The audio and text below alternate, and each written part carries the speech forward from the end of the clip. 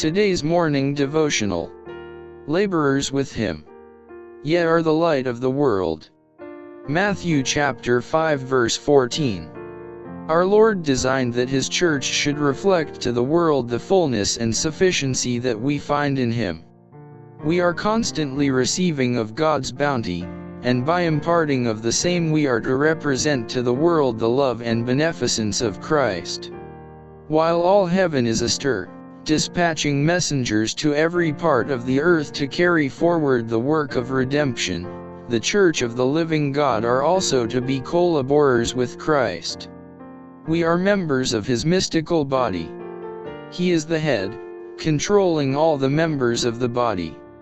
Jesus Himself, in His infinite mercy, is working on human hearts, affecting spiritual transformations so amazing that angels look on with astonishment and joy.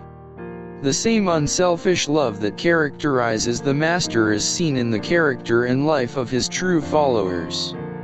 Christ expects that men will become partakers of His divine nature while in this world, thus not only reflecting His glory to the praise of God, but illumining the darkness of the world with the radiance of heaven. Thus will be fulfilled the words of Christ, "Ye are the light of the world."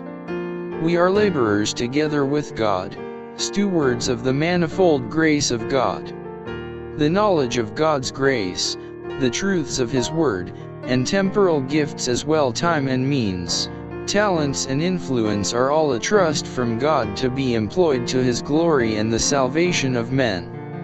Nothing can be more offensive to God, who is constantly bestowing His gifts upon man, than to see Him selfishly grasping these gifts and making no returns to the giver. Jesus is today in heaven preparing mansions for those who love Him, yes, more than mansions, a kingdom which is to be ours. But all who shall inherit these blessings must be partakers of the self-denial and self-sacrifice of Christ for the good of others. Never was there greater need of earnest, self-sacrificing labor in the cause of Christ than now, when the hours of probation are fast closing and the last message of mercy is to be given to the world. My soul is stirred within me as the Macedonian cry comes from every direction, from the cities and villages of our own land, from across the Atlantic and the broad Pacific, and from the islands of the sea, "Come over, and help us." Brethren and sisters, will you answer the cry? Saying, "We will do our best, both in sending you missionaries and money. We will deny ourselves in the embellishment of our houses, in the adornment of our persons, and in the gratification of appetite.